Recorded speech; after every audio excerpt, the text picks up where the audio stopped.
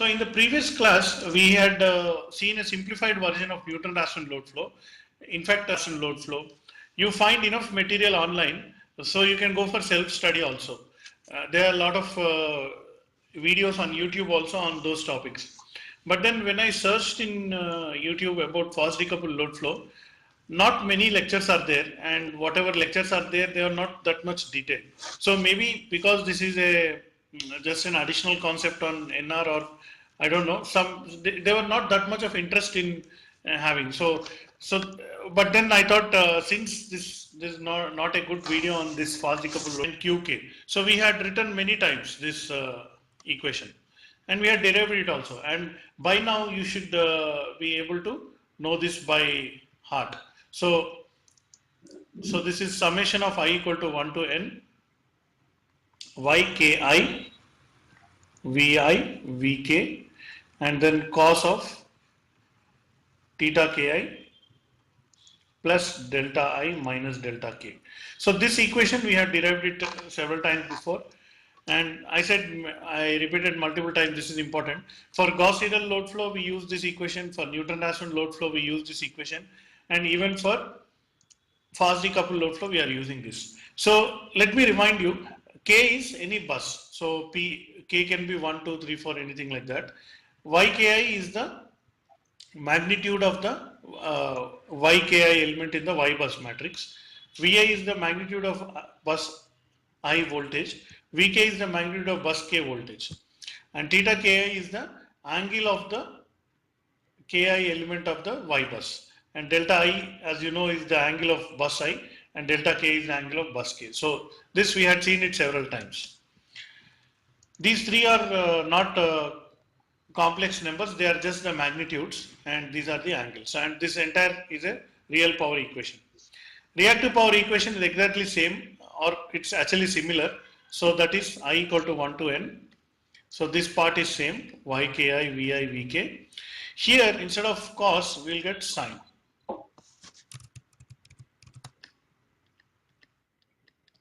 And then this angle is same. So now this is the starting point of our analysis of fast decoupled load flow. So these are power injection equations at bus K.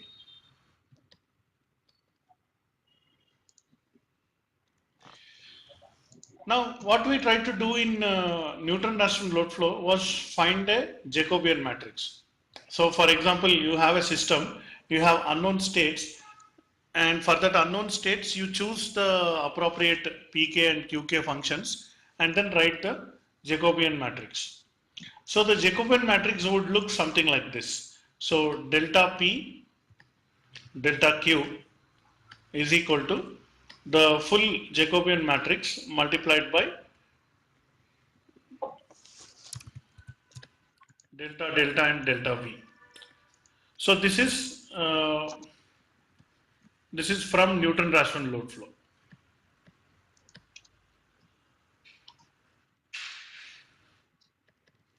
Now how to get the elements of J? So elements of J are nothing but the derivation of this with respect to these variables. Like that we get the J.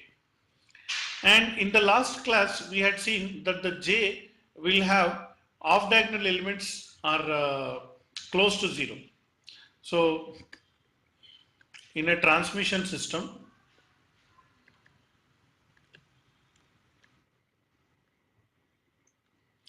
with high X by R ratio. So what is the meaning of high X by R ratio? So a particular transmission line will have some resistance and some reactance. So if the resistance is, let's say, 0.01, the reactance could be 0.1. So that means X by R ratio is 10 times. So this is typical for transmission system. So X by R ratio is very high.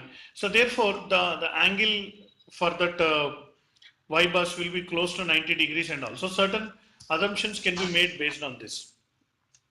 So in a transmission system with high X/R ratio, what the point that we want to make is the delta P is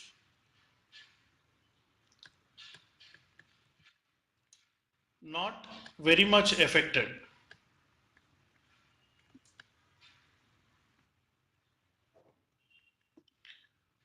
by delta V.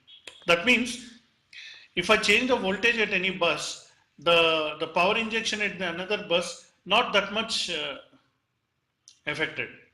So delta P strongly related to delta delta. So changes in the bus angle will bring about changes in the power injection. This relation is very strong. Similarly, delta Q is not very much affected by delta delta. That means if the bus angle changes, that much change is not seen in the delta Q. So similarly, delta Q strongly related to delta V. So changes in the voltage very highly affect the changes in the reactive power, or vice versa. So the relation is very strong. So knowing this and applying this assumption with high X/R ratio, we look at the Jacobian matrix. You will find you can partition the Jacobian matrix into 4 parts. And let's call this J1, let's call this J2, J3 and J4. So J1 and J4 are are having higher values, and J2 and J3 are comparatively close to 0. So one simple assumption that we can make is make J2 and J3 equal to zeros. So assumption based on this, that is J2 equal to 0 and J3 equal to 0. So then what happens is the change in powers is nothing but I'll get J1 0 0 J4, and then finally I'll get the delta delta and delta V. So then now if you expand this, what happens in the equation of delta P, V does not come, and in the equation of delta Q, delta does not come. So this is nothing but delta P equal to J1 into delta delta and delta Q equal to J4 into delta V. So thus we achieve decoupling. So that means the reactive power and voltage we are solving separately, and active power and bus angles we are solving separately. So these two are now kind of separate problems. I can use one computer to solve this. I can use another computer to solve this. So both I can do parallelly. So therefore this is decoupled problem. So this is the first thing that that we can see. Now, if you further look at the J1 elements, J1 is a kind of a matrix, and it will have a diagonal elements and off diagonal elements. So we can do further simplifications even in the J1 matrix. So that's what we'll be doing in the next session. But up to here, any doubts you are having? So I'll wait for a couple of minutes. If you have any doubts up to here, you can ask.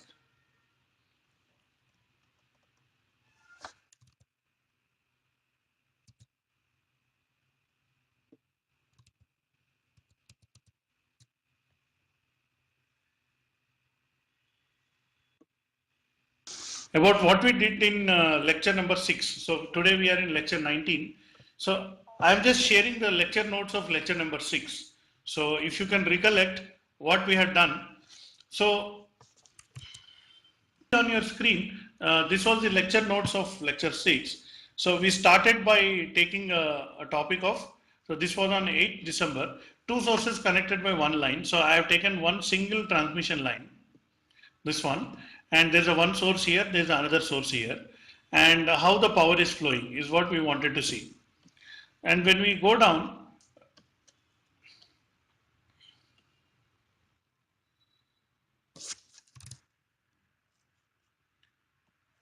So what we found after doing some analysis and all is some relation like this.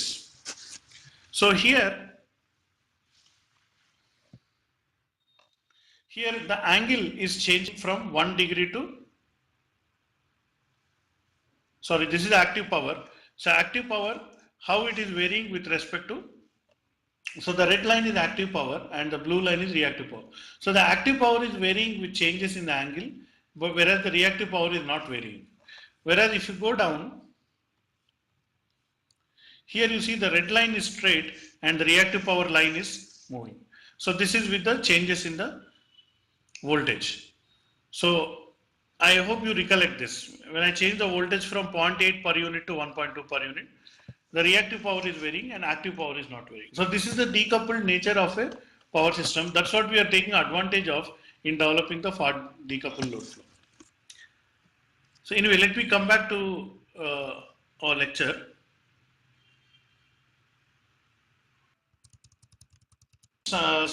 We just explained why it is decoupled. That is, the off-diagonal matrices of the Jacobian matrix will cancel each other. So let's go one step ahead and then try to analyze this further. So I'll take the first equation, that is delta P is nothing but J1 into delta delta.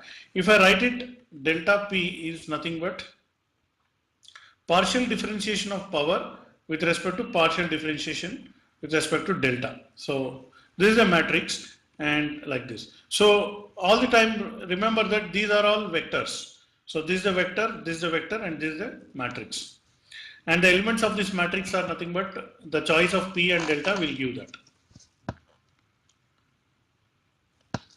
So now this matrix, this is J1 matrix.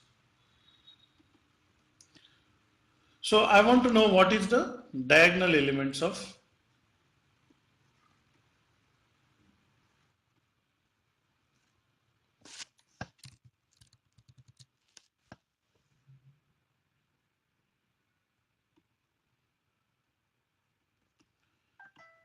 So diagonal element of J1 I want to know. So for that I need to differentiate. So let me write Pk once again. So I equal to 1 to n y I k or y ki vi vk cos of theta ki plus delta I minus delta k. So now I want to find the diagonal element of J1. So diagonal element of J1 will be partial differentiation of k with respect to delta k. So delta k is here and this is the function.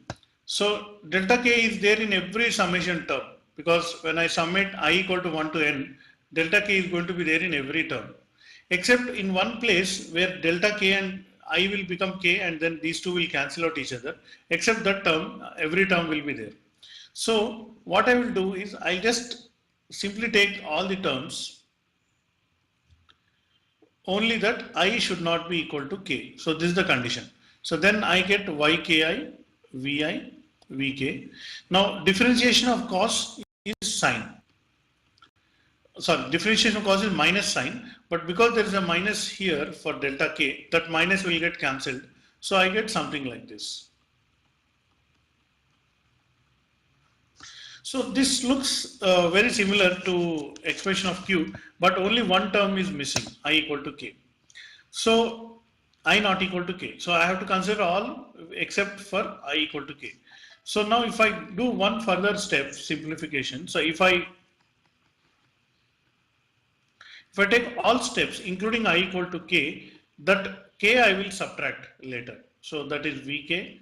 So this is sine theta ki plus delta I minus delta k. So everything I have introduced, just I will subtract that one term where I equal to k. So then I will get ykk and this one will be vk square and this one will be sine theta kk. So this one step, one term I have to subtract because this one term was missing. Now if you compare, if you look at this box, whatever is here, this is like equal to q. So that is minus of qk. So this expression is same as that for the qk that we already written. And then ykk into sine theta kk is nothing but the imaginary component of ykk. So this is the imaginary component of ykk will become like this, vk square into bkk. So bkk is the imaginary component of the ykk element in the y bus. Now this we have to do further simplification. Vk, if you assume Vk is almost equal to 1, therefore it will be Vk square. I can just, if since Vk is almost equal to 1, Vk square can be approximated as Vk. So that's what we'll do. There's a reason why that is done. This is since Vk square is almost equal to Vk. Now next further simplification, Qk is much less than Bkk. So what is Qk? Qk is the reactive power injected at bus K, and Bkk is the imaginary component of the kth node of the Y bus. And typically this value is much larger than this value comparison. So I can ignore this. So if I ignore this term, finally I will get minus Vk into Bkk. So this is what we are interested in. That is partial differentiation of Pk with respect to delta K is kind of equal to this term. So let's call this as equation A. So let's continue now. So this is just a one derivation we are getting. Now this is diagonal element of J1. Okay. So any doubts up to here in this particular derivation? So what I have done, just I wanted to find the diagonal element of J1. So for that I am evaluating this function.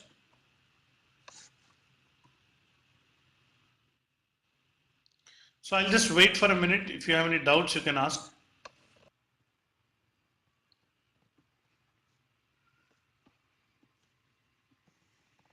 So off diagonal elements of J1. So that means, let me again write Pk. So Pk is I equal to 1 to n yki vi vk cos of theta ki plus delta I minus delta k. Now off diagonal element means I want to differentiate this function with a different delta. So where k not equal to I. So this is the differentiation. So if I look at this, delta I will come only in the case where the I we are considering, not in all the terms. So we will have only one term. So it will be differentiation cos is minus. So minus Vk, Vi, Vk sine of delta Ki plus delta I minus delta K. So this is the differentiation. Now since again we are taking delta I minus delta K almost equal to 0. So what I am assuming is there is not much of difference of angle between the two buses of the either side. Then I'll just eliminate this. So what I get is minus Vki, Vi, Vk sine of theta Ki. Then I'll make another assumption that so Vi is almost equal to 1. So if I then substitute it, then I'll get minus Vk into Yki sine theta Ki.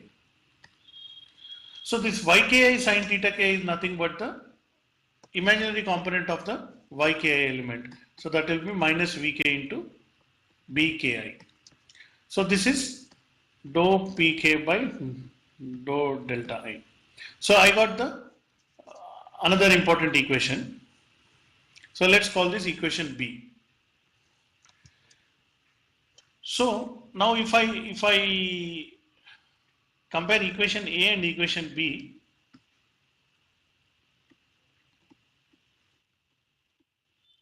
so what I'll get is dou pk by dou delta k is minus vk into bkk, and dou pk by dou delta I is nothing but minus vk into bki. So basically they are exactly the similar thing, just that uh, here I'll take the diagonal element of the y bus, and here I'm taking the off diagonal elements imaginary component of the y bus. So this is about the active power. So you will understand what is it when you are solving an example problem. Right now I am just deriving, and after this I'll solve an example problem. So this is the one step.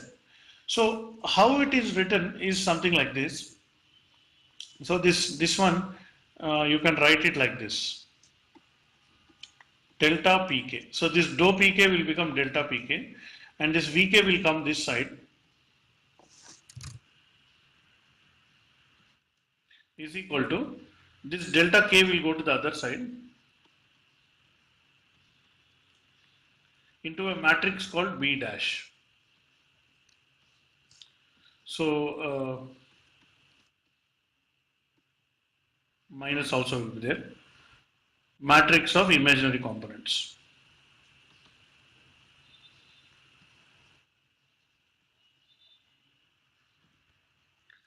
Components of unknown deltas of y bus. So anyway, again I am repeating. I'll be doing one example problem. From that you will know how to form this B dash matrix. Let's now take up the J4 element. So recollect that we started off writing dou qk by dou vk is nothing but J4.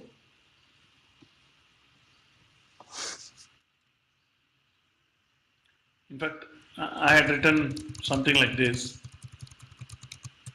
delta qk is nothing but J4 into delta v4. Sorry, vk.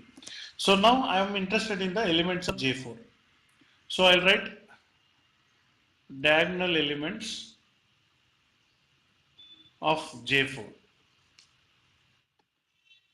So how to get diagonal elements of J4? So first I'll write the qk function. So minus I equal to 1 to n yki vi vk sin theta ki plus delta I minus delta k. So this is the function, this one. So now I am interested in derivative of k with respect to voltage of k. So this the k term will be present in all the terms, because there is a summation and I equal to 1 to n. I keeps changing, but vk will be common in all the terms. So if I just take vk as common, then I'll get everything as it is. So I can just write everything as qk itself, and then I'll just divide by vk. So this is there's no big assumptions or anything here. This is just mathematically it comes like that.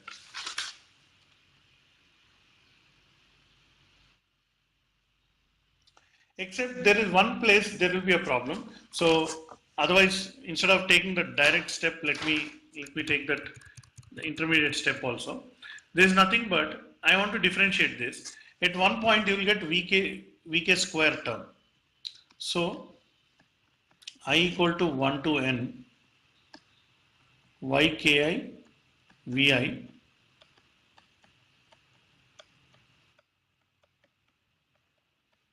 this will come, but then here I not equal to k. So is that additional term I'll just write it separately here, minus 2 vk square ykk. So we'll get this sine of theta kk. So again, I agree this is a little bit mathematical, but then if you sit calmly and then do it, you'll be able to find this term, how it is. So from this, what happens is the above part is similar to minus qk, and the below part is minus, sorry, this square will not be there. Let me just delete that square.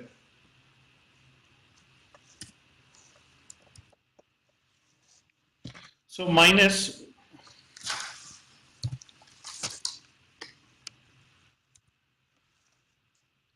Vk Ykk.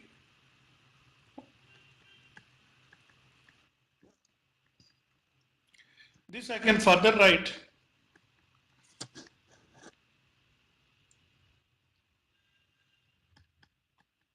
Bkk, and then again we find the same logic that this value Qk is far less than Bkk.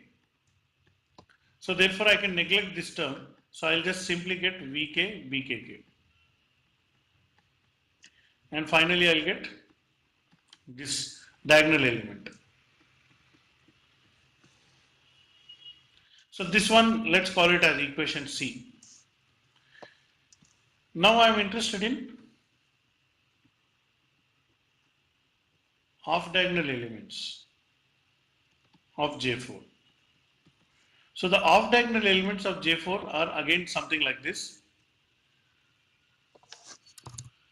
So if I go up, or let me once again write it, there's no harm in writing again and again. I equal to 1 to N Yki Vi Vk, and then I'll get sine of theta ki plus delta I minus delta k. So this one, now I want to get off diagonal. So I'll differentiate with respect to some other voltage Vi. So now I is there in every term. So again I'll get for all.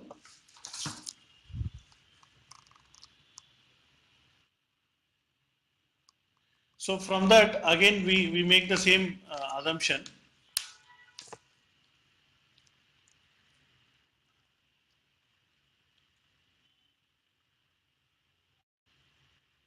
We get only that one term, that is where the I with which I am differentiating, that only one term will come. So it will be minus Yki, Vi will not be there. So Vk and then sine theta ki plus delta I minus delta k. So this is what is the differentiation. Now once we have this differentiation, since this is another assumption, delta k almost equal to delta k, I can just cancel this term. So I can write it as minus Vk into Yki sine of theta ki. And this is nothing but minus Vk into Bki. So like this I am getting this term. So this again I can call it as equation D.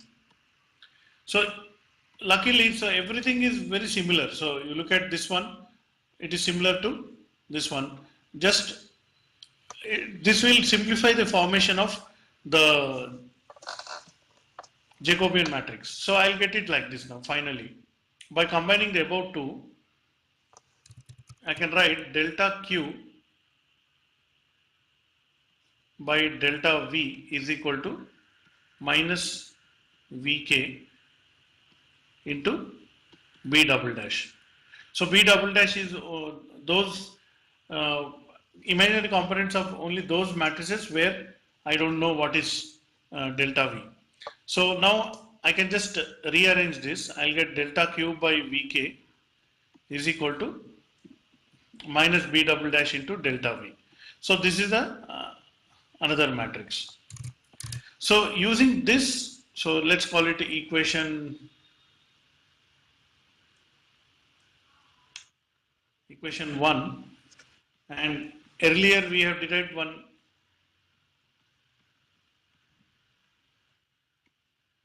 This one. Let's call this equation 2. So equation 1 and 2 form the FDLF algorithm.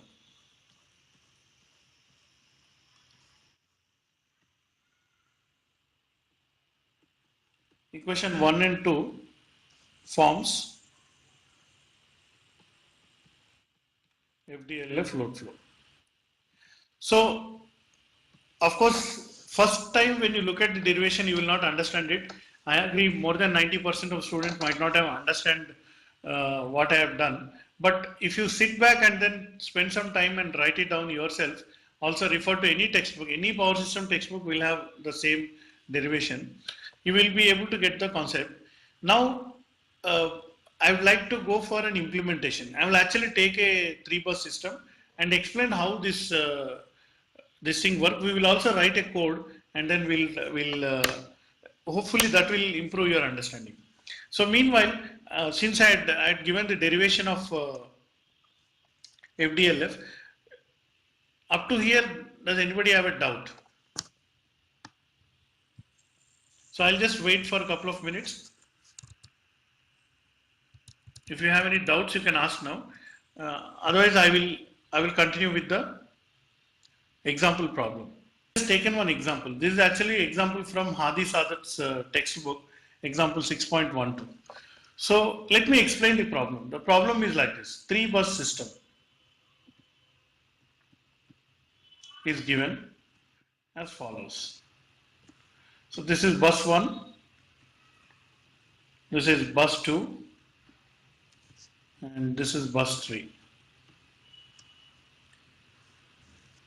Now bus 1 is a generator bus 2 is also a generator bus, whereas bus 2 is a load bus. And the connections are 1 to 2, 1 to 3, and 3 to 1.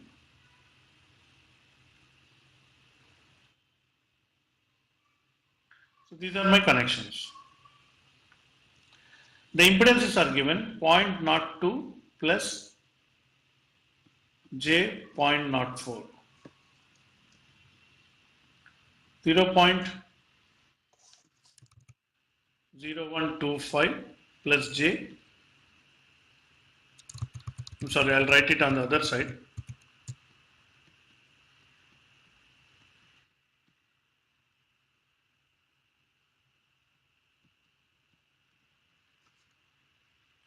And this line has impedance of 0.01 plus J 0.03. So I have given 3 lines, impedances I have given.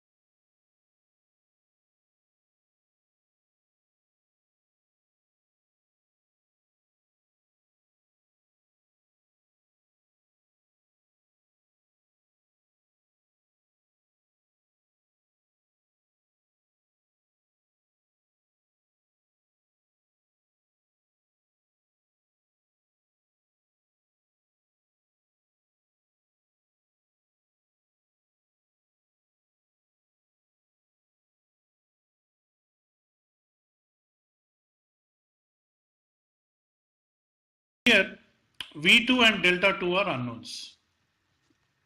Now the load at bus 2, that is 400 megawatts plus J 250 MVAR. So the load is given at bus 2. So I think all the data that is required to solve is given. So the question is solve for the unknown state variables and then find this thing. So maybe this is the right time to give you a quick homework or quick classwork actually. So So the question is solve load flow for system above.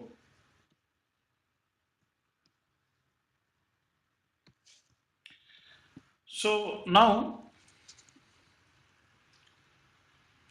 for this step 1, form Y bus.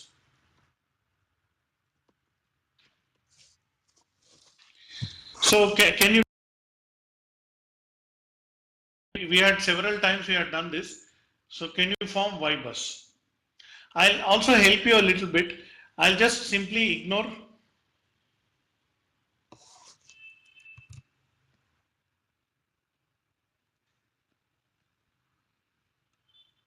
ignore resistance.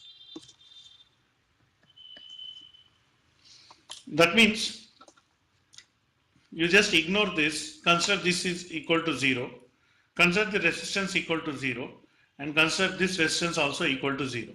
So ignore the resistance and can you solve it now? So form Y bus. So I'll give you maybe 5 minutes time and I'm expecting answer from you. One of you should form the Y bus because that is the first step in our system. A simple 3 bus system. I am further simplified it, removed all the resistances, only reactance is there. What is the Y bus for this?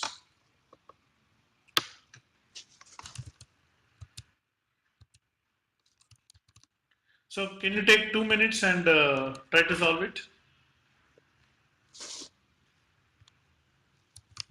If I go here, so 1 by 0.004 is 25.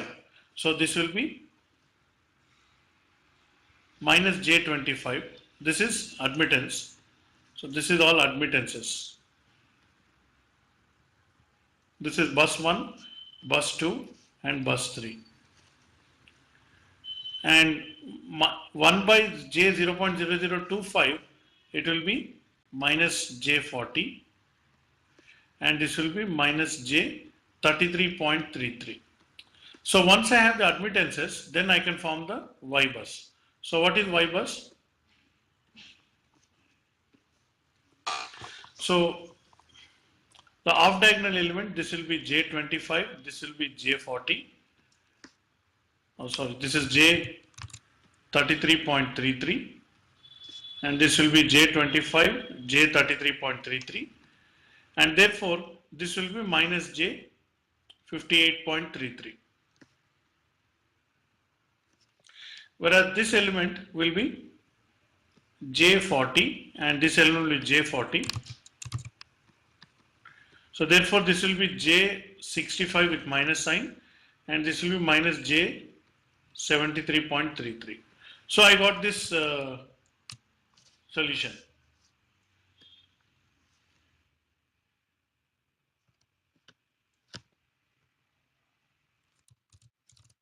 So let me also paste the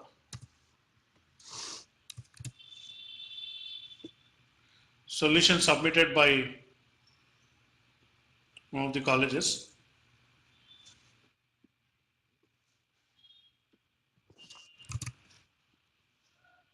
Okay. So now, what is the next step? So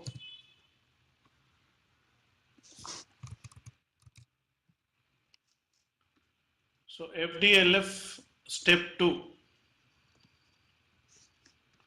So identify unknown deltas and V's. So unknowns are for the system, the unknown is delta 2 and delta 3 and V2. So if I go back to the network, delta 2 is unknown, delta 3 is unknown and V2 is unknown. So these are the 3 unknowns in our system. So corresponding to 3 unknowns, what are the equations? Because delta 2 is strongly related to P2, I'll write the P2 equation and P3 3 equation and V2 is Q2 equation. So these are the 3 equations we'll get it. So how I will write it in the form of equation is like this.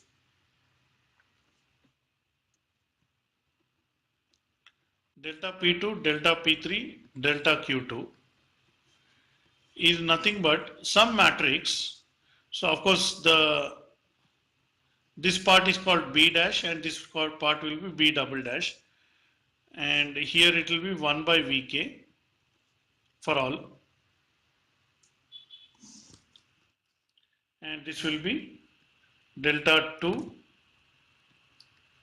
delta 3 and then V3. In fact V2. In fact we can do these two problems separately. So now what is B dash? So look at the second and third elements. So if I have from complete Y bus, so B dash will be second row and third row, only this one. So from this I can get B dash 65 minus 65 40 minus 73.33 like this. Similarly B double dash. So because I am interested in bus 2, the voltage at bus 2, it will be minus 65. That's all. So these are the two matrices I am getting, B dash and B double dash. So we can solve in any order. Let's first solve what is B double dash. Sorry, what is V2. So if I just take the last equation, so this is step 3, solve for V2. So V2 in the initial condition, I'll take it as 1 because nothing is given. So now I look at Q2. So what is Q2? It is power injected at bus 2. But this is reactive power. But there is a load of 250 MVAR at bus 2. So assuming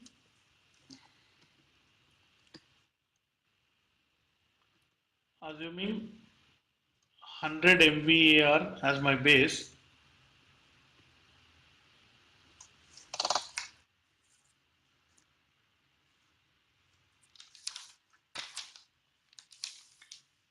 let me just check that.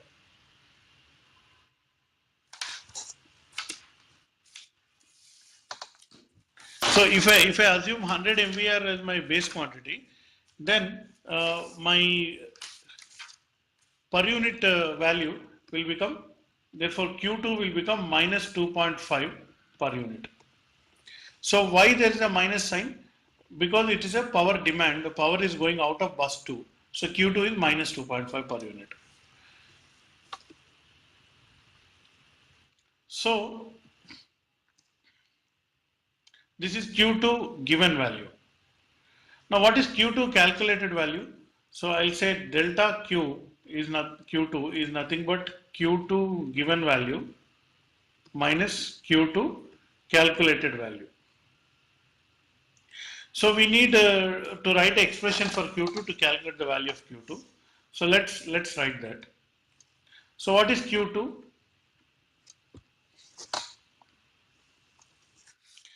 Q2 will be nothing but that we have to substitute in that function, in that expression for what is Q.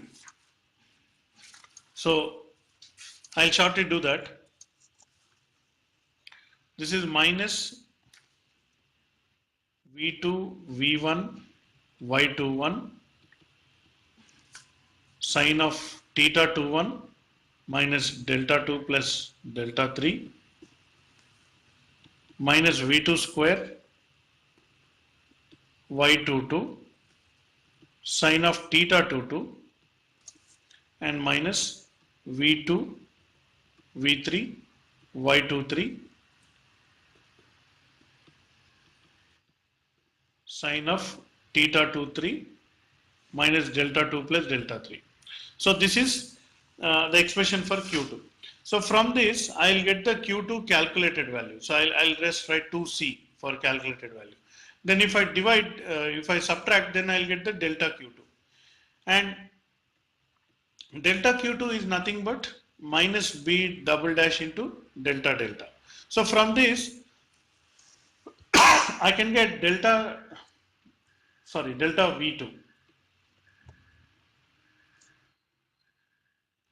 So this is our FDLF expression. So from this, I'll get delta V2 is nothing but minus B double dash inverse multiplied by delta Q2. So this is by V2. So this is what we have to keep doing the iterations. So this is nothing but V2 first iteration minus V2 zeroth iteration is this. So now if I want to write it as an iteration, so here I will write it as V2 zeroth iteration. So this one I can simply run in the for loop and I can get it. So I am going to show that.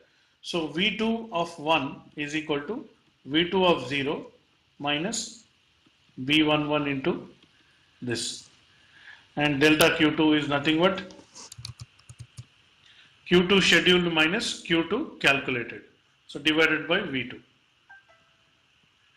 So let's implement this. So finally this is what we are getting. We can implement it using MATLAB. So let's try to do that.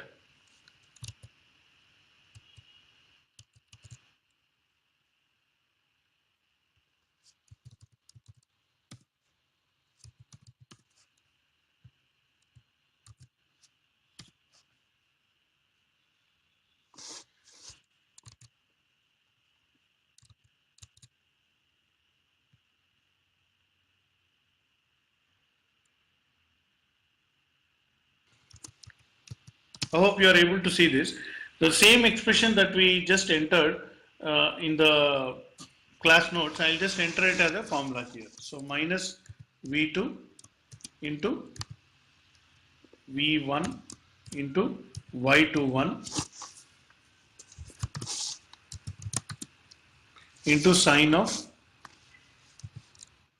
theta 21 minus delta 2 minus delta 1. So this is the first term in that, minus V2 square into Y22 into sine of theta 22. This is the another term, and finally minus V2 into V3 into Y23 into sine of theta 23 minus delta 2 minus delta 3. Sorry, this is plus delta 3.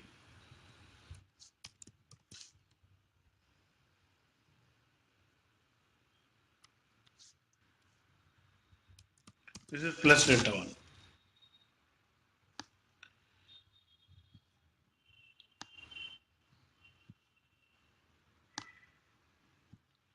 So finally this is the value of Q2. So in order to find the value of Q2, so this is Q2 calculated. So I am writing Q2C. I need to define some variables. So I'm defining Y21 equal to, so V1 equal to V3 equal to. So if you refer to our problem, V1 value is given and V3 value is also given. So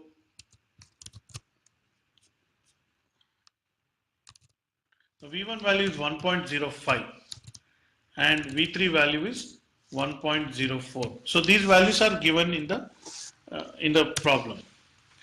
Y21 we just calculated. So what is Y21?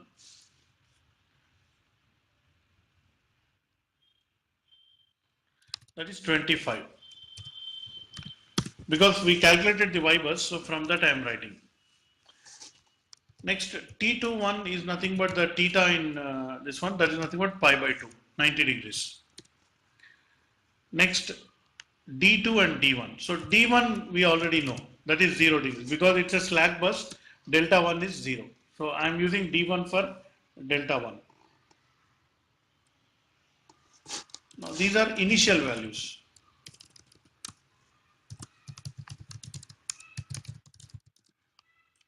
That is D2 equal to 0 and D3 equal to 0. These are unknowns, so that's why I am initializing. And V2 is 1 volt.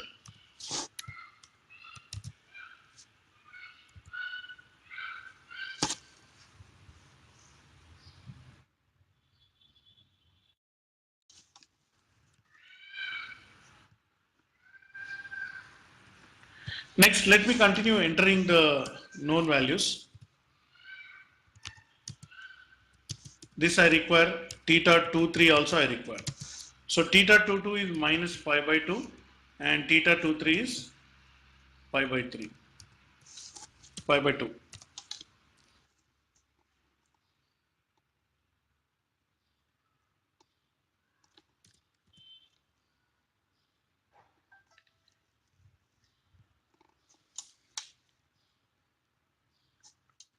Now, since we are anyway doing this, I'll also find the expressions for P2 and P3.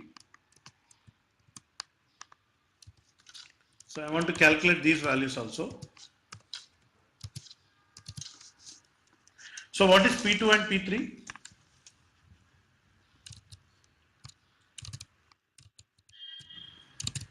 Let me show that to you here.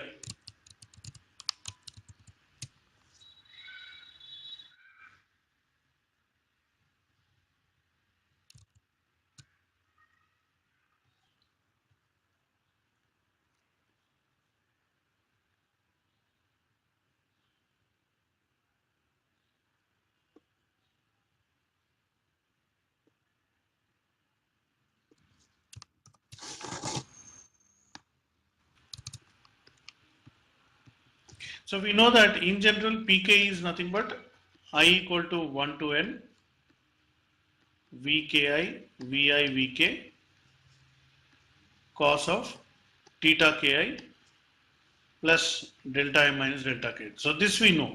So from this I want to write expression for V2, P2. So that will be y21 V1 V1 V1 V1 V2 V2 cos of theta 21 plus delta 1 minus delta 2. So this is the one term. Then the second term will be y22 V2 square cos of theta 22, that's it. And the third term will be y23 V3 V2 cos of theta 33, sorry, theta 23 plus delta 3 minus delta 2. So I get this.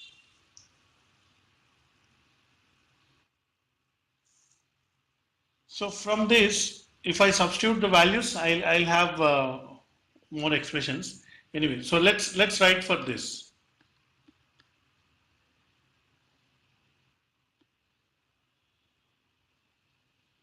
So this will be V1 V3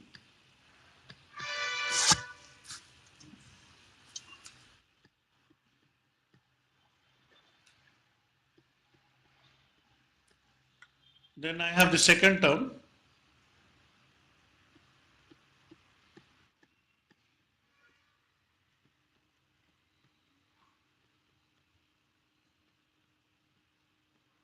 and finally I have the third term.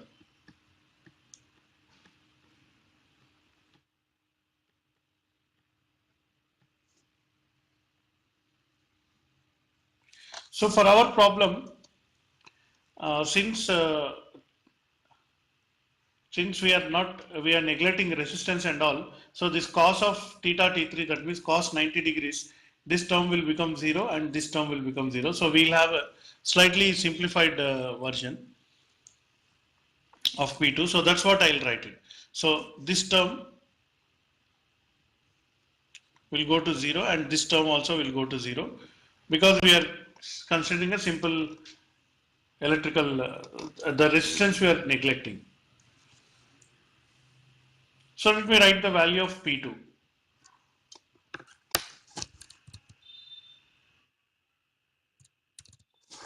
So this is what I will enter into the code. So basically what I am trying to do is trying to explain the equation and then write it in the code.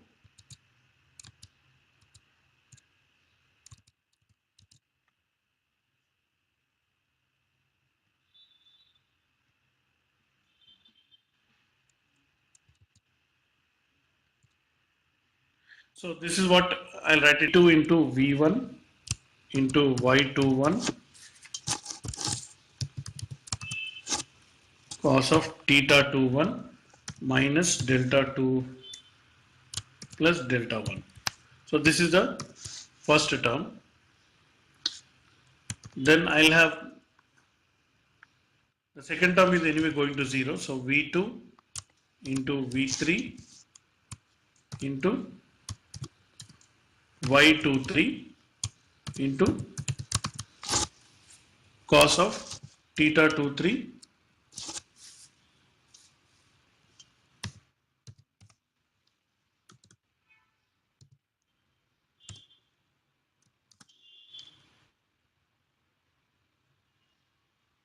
Okay, so this is the expression for P2. So similarly, I'll have to calculate P3. That will be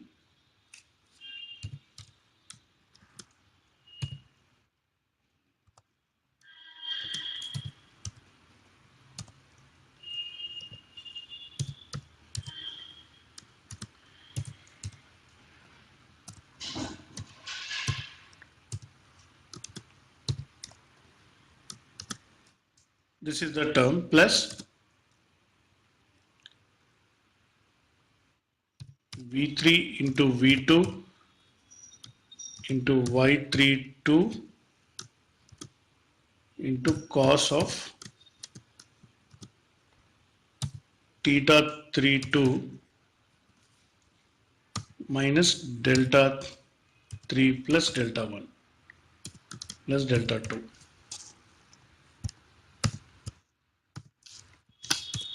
So this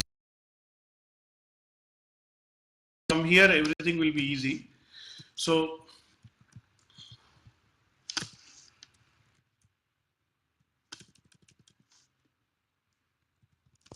let me just verify.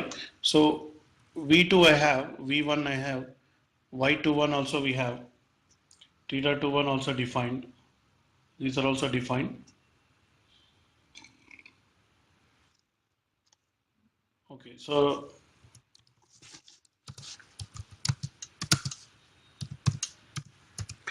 whatever variables are not defined, I'm just defining it here.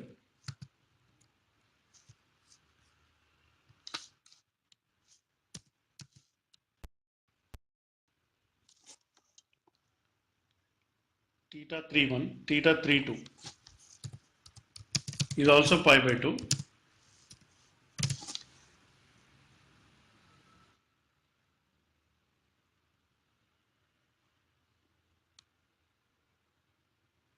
Okay, so this also I have defined.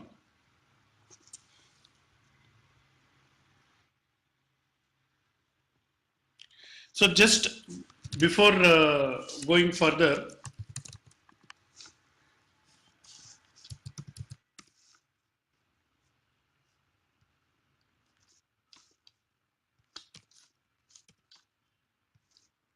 just let me check if this part is correct. So what we'll do is I'll execute this program. Y23 is undefined, so I can define that. Y23. So Y23 is 40.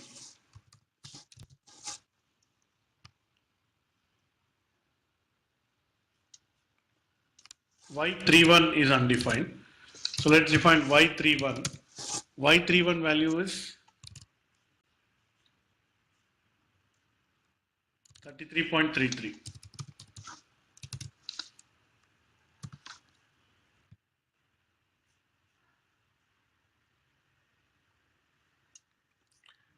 Okay, line 16, I think somewhere I have just given only D. So this will be D1.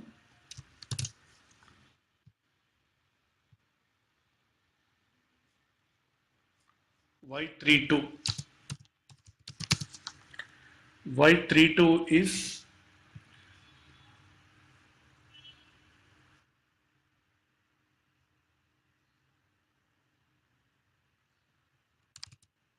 40.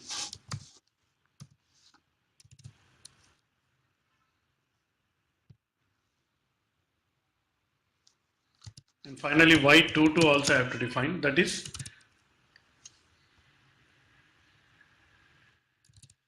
65.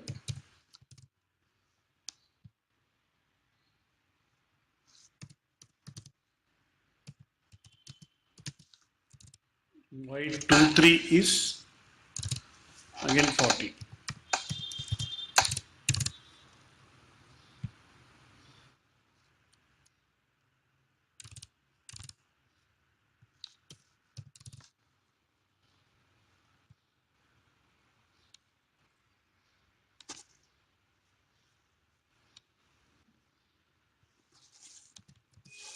Okay, so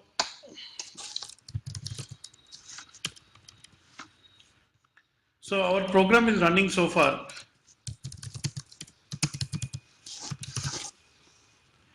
So if you see on the right side of your screen, so P2 and P3 and Q2 values I'm able to get in the first iteration.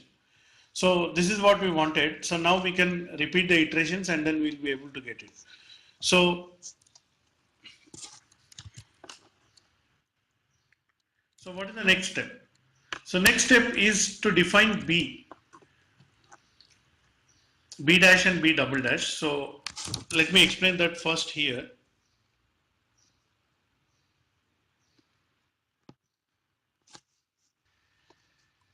See, the general structure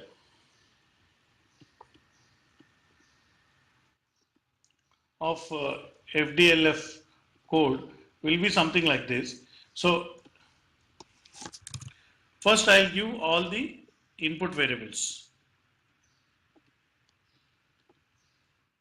So this values will be given. So for example, Y bus and then the unknowns, like the known values and all these things, V1, V3 and so on.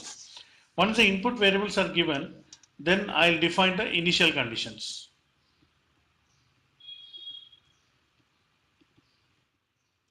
I'll also calculate my B dash and B double dash. So these two matrices. Then I go for a for loop. So inside this for loop,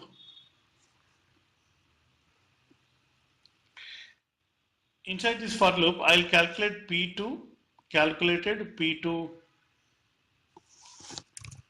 P3 calculated, and then V2 calculated. So this is what I have to do it. So that's what we have done right now. So this three we have to calculate. Then from this I'll get delta P and delta Q, and then from this I'll get delta delta and delta P. So this part I go for iterations in for loop. So this is what is our general structure. So we have in our code we have done this, we have done this. So now I have to define this, and we have also done this part. So this part is left in to write in our program. So that is what I'm going to do now. So B dash. So how to get B dash? So already I had in previous pages I have done that. So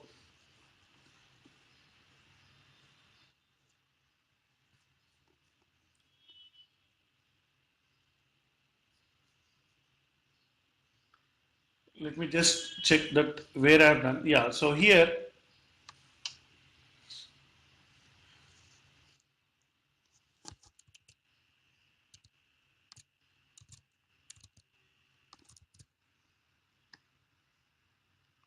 So a while ago we had this and this also we'll be using in our code.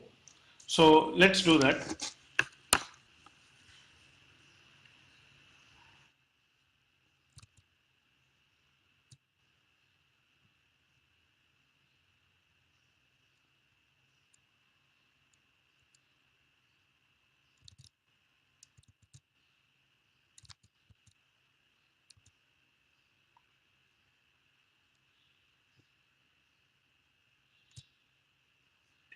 So here I will write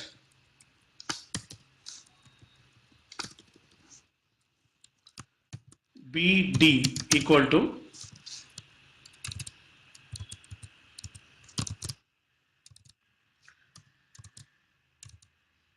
and then 40 minus 73.33. So this is the value of B dash, and then B double dash also I'll calculate. That is, I think it's only a single number, minus 65. Now I can find inverse of this. So I can only so BDI is nothing but inverse of B dash. So only one time we have to do this inversion.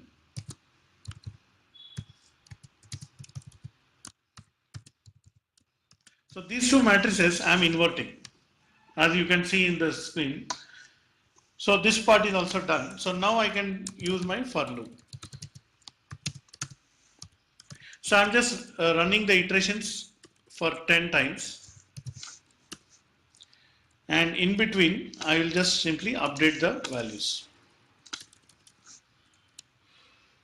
So what are the scheduled values? So P2 scheduled and P3 scheduled, Q2 scheduled. So 400 megawatts was the load, so it will be minus 4 per unit at bus 2. Generation at bus 3 was 200 megawatts, so it will be plus 2 per unit. And the demand at bus 2, reactive power demand, was 250 megawatts, so that will be 2.5 per unit. So these values I can do it. So from this I'll get delta P. So this will be a matrix with 2 rows, 1 column. So that is nothing but P2 scheduled minus P2 calculated. This is one row.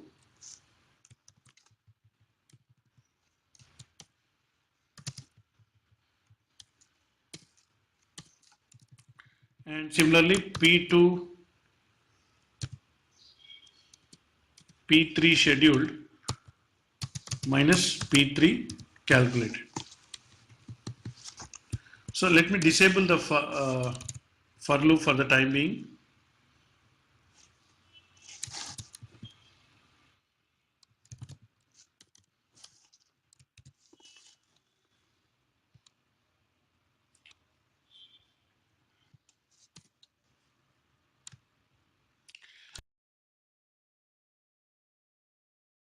Four and 2.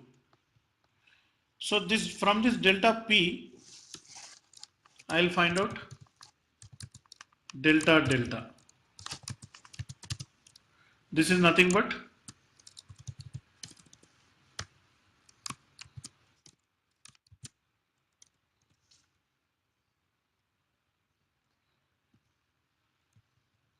so I also have to divide this by V2 and V3 because that's also part of the formula. So V2 and this one I will divide by V3.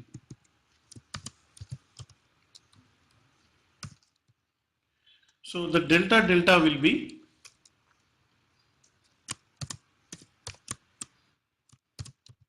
minus BD inverse into delta P. So these are the values on the right side of your screen, how to update the delta 2 and delta 3 values. So now I have to just change that. So D2 is nothing but D2 plus the first element of delta delta.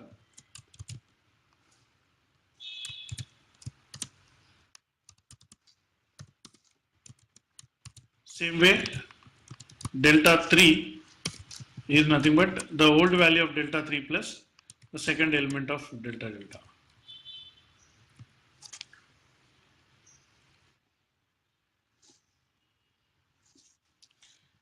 Now the same thing we'll do with Q also. So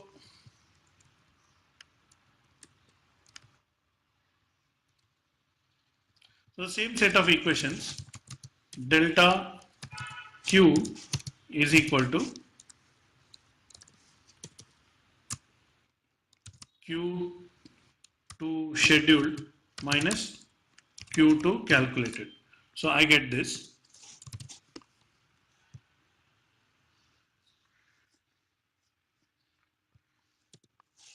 Then I'll do delta V2. That will be minus BDDI into this. I think I have to divide this by V also. So divide by V2. So this one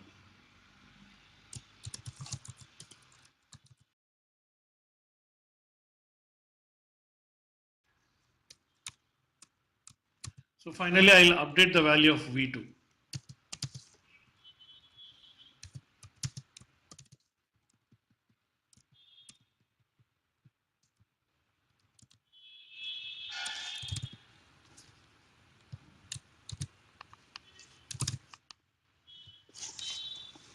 So the V2 value is becoming 1.08.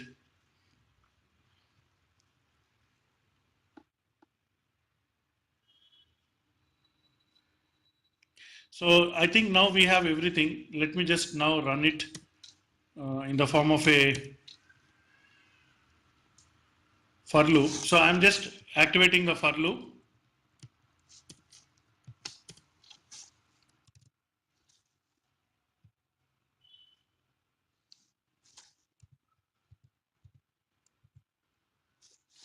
So by running this for loop on the right side, you're able to see for different this one we are able to see the solution. So that is D2 and D3 and V2. So I know that because of time was running out, I went a little bit fast. So, but then the code I have just explained it. I thought having a brief code will make it more easy to understand. But then I realized that I just went a little bit fast. So most of you might not have got what I told today. I will share the code and I will share the lecture notes also. Please refer to this before coming to the next class. And meanwhile, I will also take some more time and we'll explain it a little bit more later. So since I'm coming towards the end of the time, let me wait and do you have any final doubts that you have?